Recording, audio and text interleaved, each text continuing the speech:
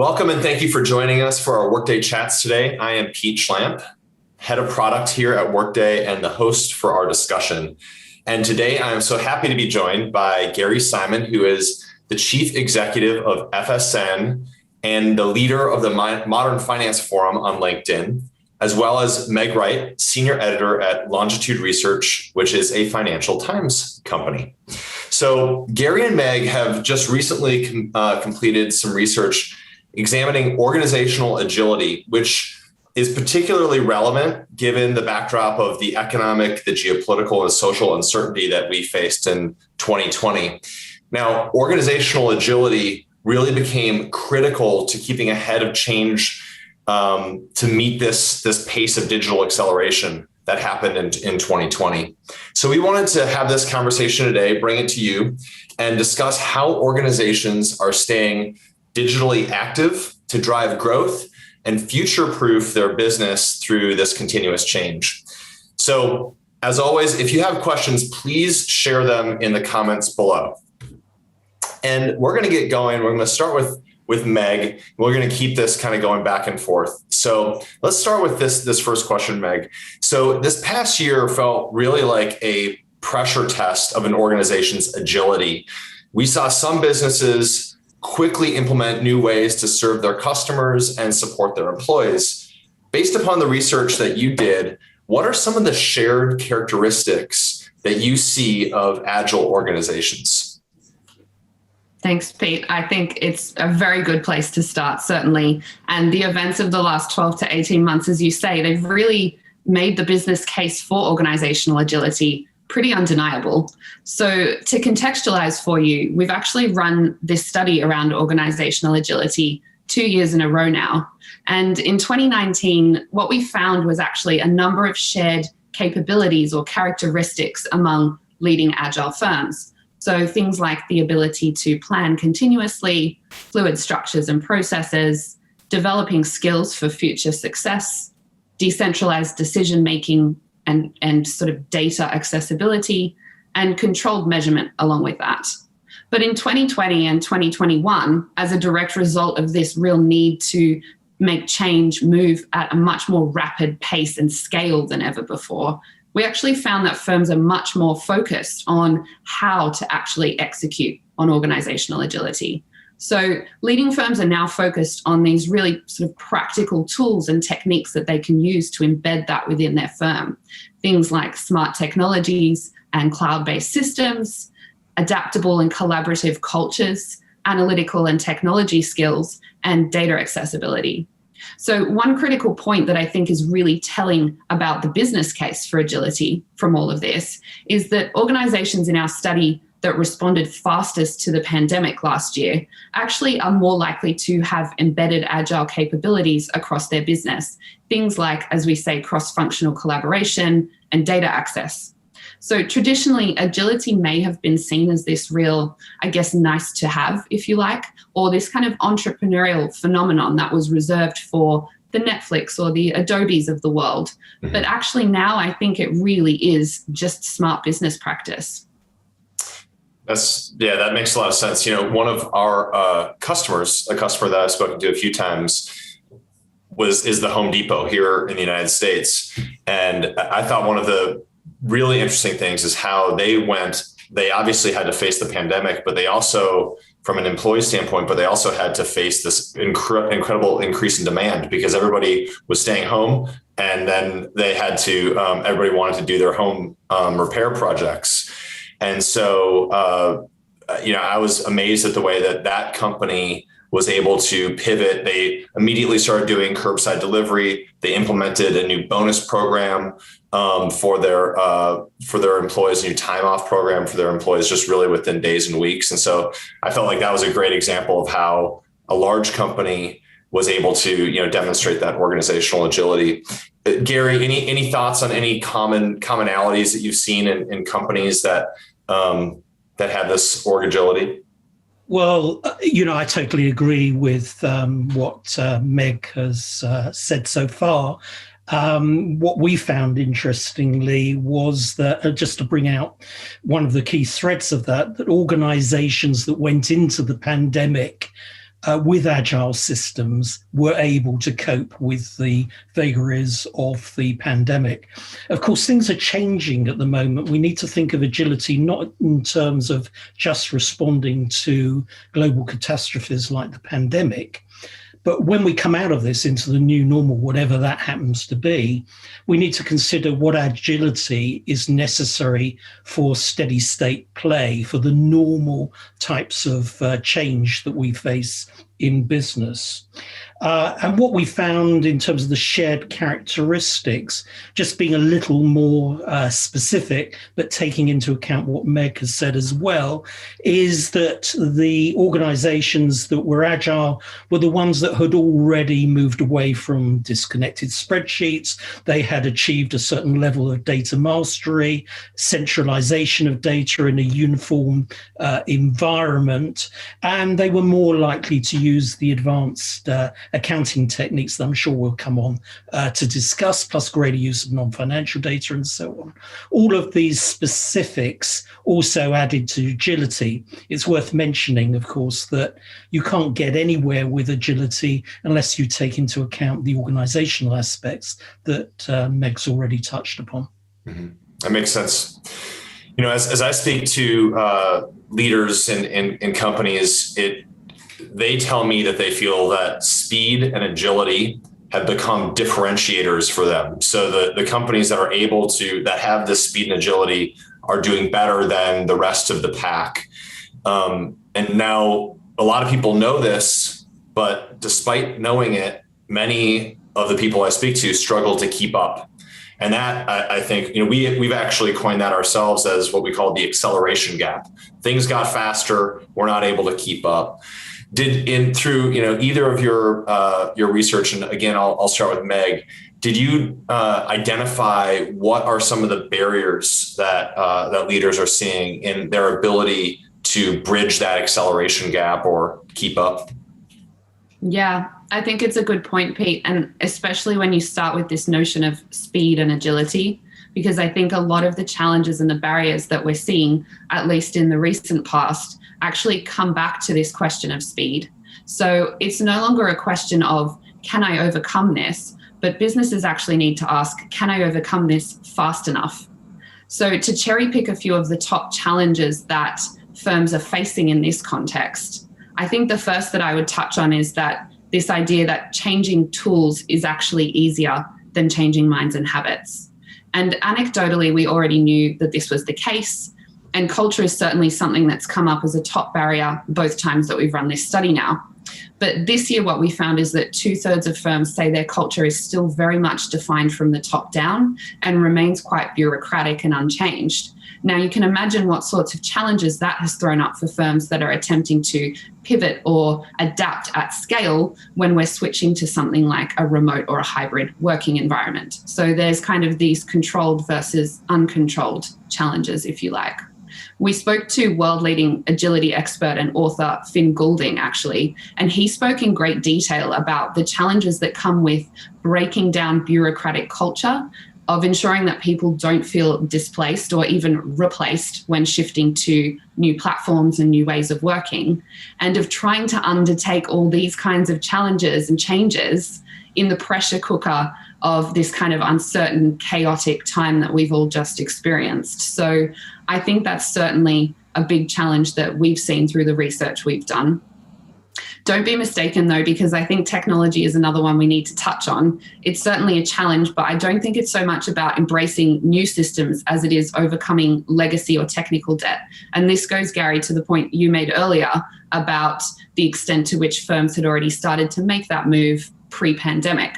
So this is something that continues to ring true for many industries, and I think it will be telling as we now prepare to come out of the pandemic through this recovery phase, who is actually able to shake off that legacy or technical debt and who has perhaps just become a bit too weighted down, as it were. And linked to this as well, I would say, is really this access to real-time data. So I don't think it's ever been felt so acutely as a challenge and a barrier to agility as perhaps in the context of COVID and the pandemic, and again, this shift to remote working. Gary, I'd really be interested actually to get your perspective on how this has impacted the CFO's ability, I guess, to deliver on their remit, because as we know, data is so critical to the finance function. And actually, quite interestingly, there's quite a high correlation between data accessibility and so many of the benefits that I think the finance function is attempting to sort of better with their role. Things like increased productivity, better communication, as well as cost savings, really. Yeah, it is a pinch point. Only 19% of organizations have achieved what we call data mastery, so that they've made data a corporate asset that is shared across the organization. We pick up on slightly different barriers to change and innovation. The first is that historic rates of investment in finance systems compared to customer-facing systems has been different by a factor of 4 to 1. It's an enormous imbalance. What it's saying is the C-suite doesn't necessarily recognize the importance of finance systems, and you can't have your customers-facing systems romping away with innovation and your finance systems trailing so far behind because it breaks. Another major issue is getting digital talent into the finance function. So it tends to coalesce around exciting, glamorous front-end widgets and customer-facing apps. And accounting is so exciting, but getting people with a digital background to work in the finance function is quite a challenge for talent management within the finance function. Surprisingly, even for CFOs, making the business case is very difficult. How do you put an ROI on a better decision, a faster decision, a more accurate decision? These are real challenges. And the last is that CFOs are their own worst enemies. We are a breed that gets the job done. We will burn the midnight oil. We will burn the candle at both ends, whatever the expression is, to get the work done. So everybody else turns around and says, well, why do you need a new system? You always get the work done. So there are some huge cultural issues, which I guess I'm bringing out in a different way from you, Meg. But it is a challenging period. And no doubt we'll come on to how to shift from inertia into a more active pursuit of innovation and change. Gary, I think your description of the people in the office of the CFO and is really interesting. And I think the point of investment and how much investment has gone into the systems historically being less, I don't picture the CFO typically being somebody that is just waiting to get the latest technology just to try it out. It's quite often, how do I make sure that I don't take a risk? The train stays on the tracks, trains, keeps on hitting the station at the right time. But I do think that the disruption that we saw in 2020 has opened up a lot of people's eyes to what they need to do. And really, like, how do I stay agile? How do I stay on top of this? How do I have this resilience for the future? I thought one of the, a really interesting anecdote for me in April of last year, in April of 2020, as we were speaking to some customers, and one of the customers said, we have to close the books. It was the end of March and it was beginning of April, and they have to close the books. And they said, we've never done it remotely before. We hope it works. And isn't it great that they didn't have to be in the office at that time to make sure the servers were working because it was in the cloud, right? And so I think that's, just an interesting example of the forcing function that 2020 is going to have on a lot of those investments. So, another question, and I'll throw it to either one of you. So based on your research, what do you think about the, operations and best practices? What are the types of things that companies should be doing on a regular basis to stay resilient? Maybe it's kind of the calisthenics and the workouts of staying resilient. What should companies be doing? And Meg or Gary, whichever one of you wants to start, go ahead. Well, I'm happy to go ahead. I mean, one of the things that I want to bottle up, capture, and keep out of our experience from the last 14 months is the way that we were able to reconfigure our decision-making processes on the fly almost. So we were able, I interviewed a huge number of CFOs last year as they were grappling with the height of the pandemic. And what was striking was that they managed to cut through all the new normal bureaucracy, as Meg calls it, and all the slow systems and get management together to make decisions quickly. But underneath that was a burning desire and need to forecast very, very rapidly. It's called some places continuous planning, but there's a lot of misunderstanding about that. In every difficult situation in our research going back years, we have seen that when organizations face uncertainty, they forecast more often. But if you do what you always did, you'll get what you always got. If you're reforecasting in exactly the same way, you will get the same result. So forecasting more frequently, we call it the hamster wheel effect. You're running faster and faster and faster, but you're not going anywhere. And if you're just simply reforecasting, repeating the process, you actually won't achieve very much at all. Agility comes from rolling forecasts, but only 19% of organizations currently are using rolling forecasts. And we've compared people who use rolling forecasts. We compared all 509 people who use rolling forecasts to the 4 times a year reforecasters. And what we found is that rolling forecasters outperform in all of our very many stress tests for the finance function, and particularly on agility, the ability to change organizational structure on the fly. And this is what people were doing in the pandemic and effectively caught them with their trousers down because they weren't able to change organizational structure. So what did they do? They went back to their spreadsheets and repopulated them. So in order to build, to your point, Pete, to build in true resilience for the future, they have to move to agile forecasting systems, by which I mean all the structural things I referred to earlier, but also having the right tools and right accounting techniques like rolling forecasts to ensure they can respond very quickly to anything that hits them.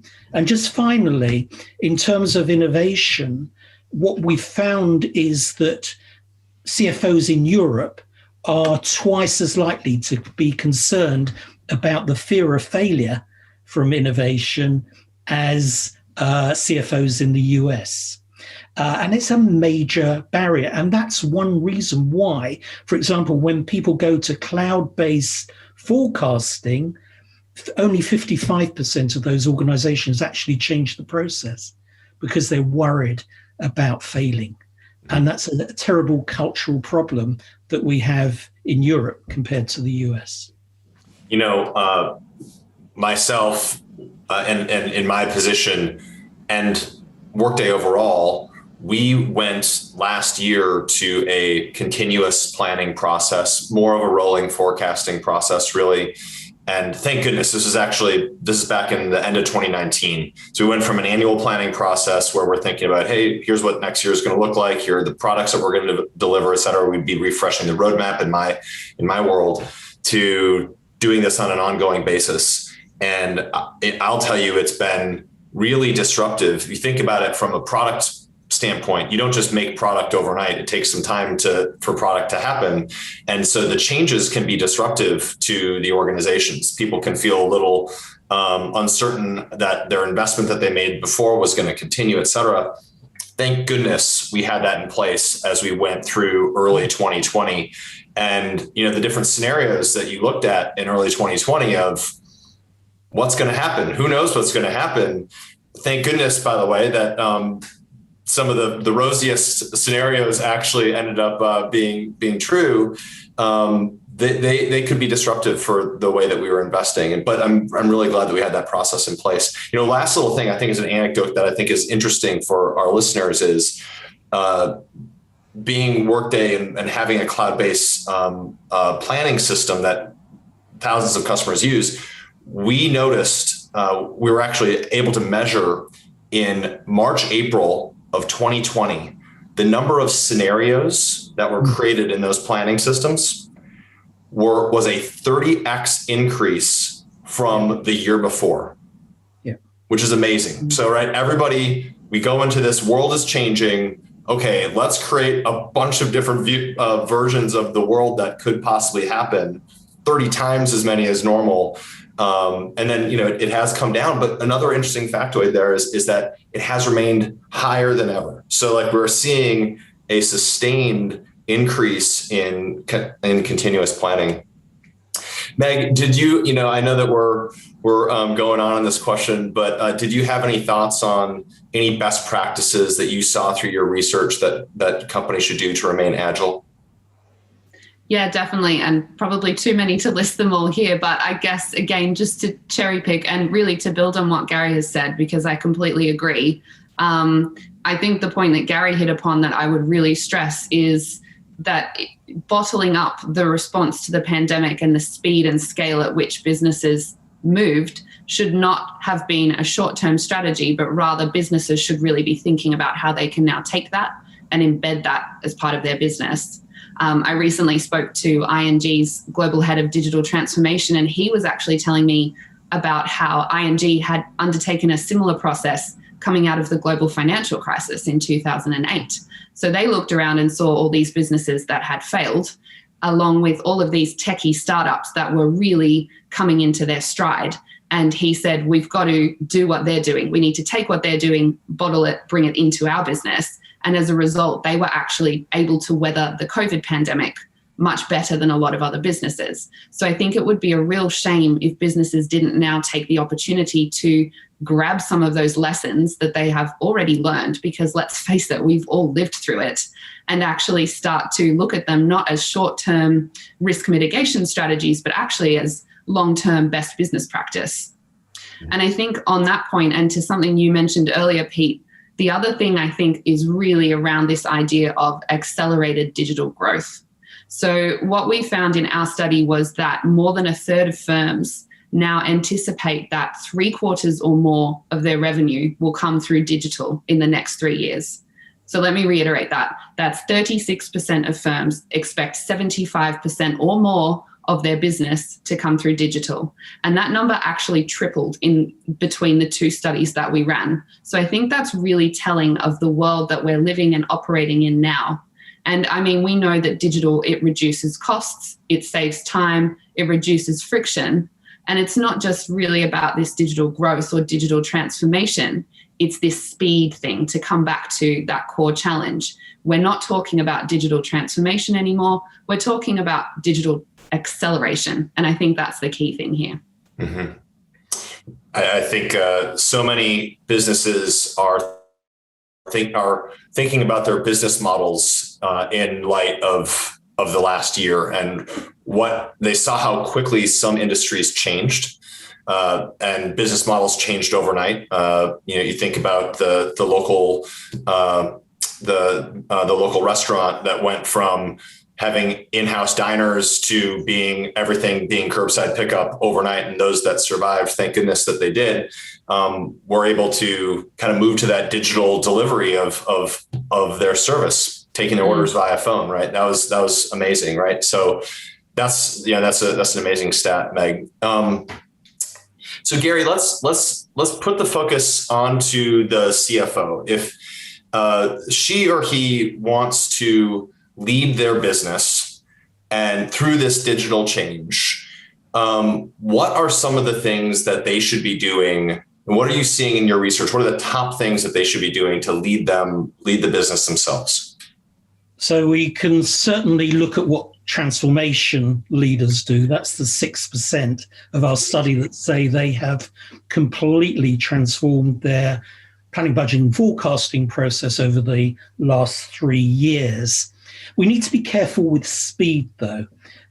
We have found that almost every organization is forecasting a lot faster, but they're not doing it more accurately. Accuracy has actually deteriorated since 2017, not by a huge amount, 1 or 2%, but it's still significant. Also, we found it doesn't matter how long you spend on that process, it doesn't improve the agility or the outcome or the accuracy by one jot. We waste a lot of time, and we need to carve that out of the process. It is worrying that 80% of organizations can't look out further than a year. In fact, 52% are unable to look out further than 6 months. And if you consider that the whole purpose of forecasting is to get an efficient allocation of resources, what are people doing for the second half of the year? How on earth are they managing their business? And what we found is that although organizations are faster, as I said, able to reforecast in under a week, 64% of them are able to do that. The pinch point is the agility, the ability to change structures. And that's what happened during the pandemic. People were closing down businesses. They were shutting down products. Some were lucky enough to be adding to their 9%, according to our survey, were able to add new businesses onto existing businesses. But whether you were expanding or contracting, it was difficult for many people. So you have to build the opportunity to flex your budgeting, planning, and forecasting processes. And the automation gap is huge across all of the core financial processes, not just planning, budgeting, forecasting. The gap between where people see the potential for automation and what they're actually doing is great. But as you hint, Pete, the emphasis now post-pandemic, hopefully post-pandemic, is actually on planning, budgeting, and forecasting more than anything else. It's accelerated and it's accentuated it. So if we look at what transformation leaders do, that 6%, it's not rocket science. They have abandoned spreadsheets, or disconnected spreadsheets, I should say, for reporting. They have a unified environment. They have all their data in one place. They're using specialized applications. That's the infrastructure part of it. Once they've done that, they have permission and the ability to move on to the more advanced techniques like rolling forecasts, zero-based budgeting, and true scenario planning. Zero-based budgeting is very interesting at the moment because it relies, as the name suggests, on the assumption that all previous rules of thumb have disappeared. And I think we're all agreeing that's what happened. There were no precedents anymore. There were no rules of thumb. So we had to start again. So zero-based budgeting has come back into fashion. And that's a very good thing to do for accuracy. Rolling forecasts is very good for agility, and scenario planning is the thing you need to do in order to look out further on the time horizon. But there isn't a one size fits all. A lot of the press says, do rolling forecasts. No. Do scenario planning. No. Do zero-based budgeting. The truth is that our research identifies what each of those techniques brings to the party, and it's different. So you have to meld those different techniques together. You have to cherry pick and you have to use them appropriately, but you can't do anything really significant unless you've built that infrastructure. And we, all three of us, I think, keep alluding to that. Yeah, agreed. And I know we're running low on time. I'm wondering whether, Meg, whether you have any thoughts or insights from your research about what CFOs might be able to do to lead this change. Yeah, I mean, just to add one more point, I think Gary's made some really good points there and certainly speak to finance specifically. I think the other thing we're all dancing around is this idea of culture change. So I think it's worth noting just how much of a culture change is at play here. we know traditionally finance is seen as perhaps a more conservative department. They hold the purse strings. They're really focused on creating efficiencies in the business, keeping the lights on. But what we're actually, I think, really talking about is moving the function of finance and the finance team away from box checking and towards being this kind of multi-skilled team of enablers who are able to be dispersed and embedded throughout the entire business to actually start to influence and inform change in real time. And that's what I'm actually most excited to see, hopefully, coming out of the back of the pandemic. I think to manage this shift, CFOs need to start to think about how to ensure they have the capacity to continue to keep the lights on and perform those traditional duties at the same time as undergoing what could be actually quite a profound change management exercise for many, really. And I think that will require quite a strong focus on having the right technology and the right systems that are integrated so that these finance people can start to move freely throughout the business.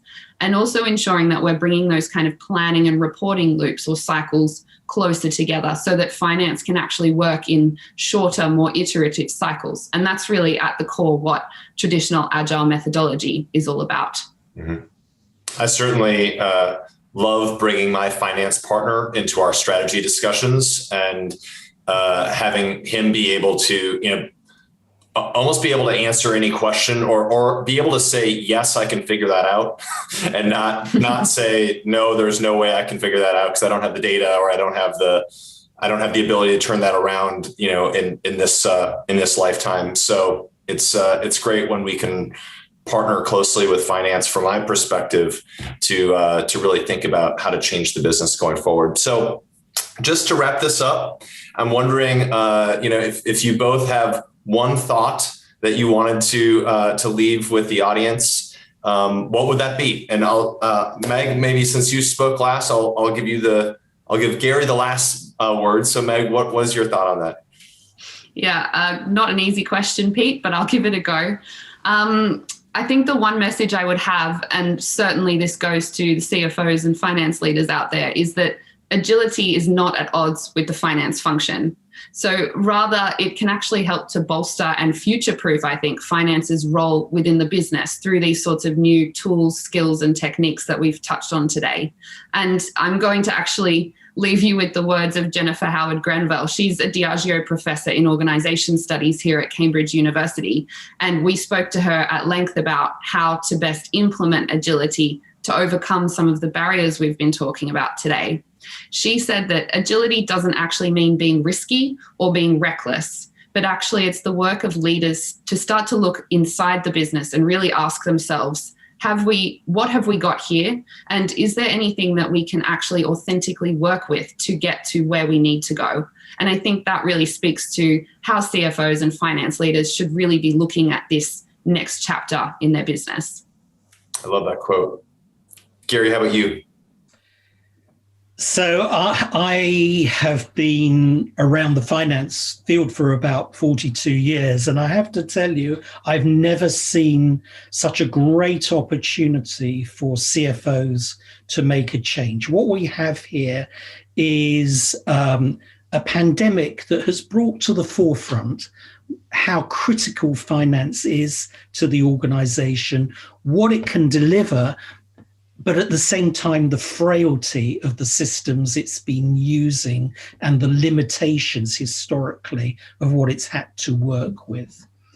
So there's never been a better time to make the business case to the rest of the C-suite, because they've seen in those daily huddles at the height of the pandemic how reliant they are on finance systems and how weak some of those finance systems are. And if you're not able to convince your colleagues now that that is the time to invest and innovate, when on earth are you going to be able to do it? That is a great thought to end on. You're absolutely right. Now the time is now. Yeah. So I wanted to thank you, Gary and Meg, so much. This is a fascinating conversation. I learned a lot. It was really interesting for me. Hopefully it was for our audience as well. I appreciate the time that you spent with me today. And just to the audience, thank you so much for being here.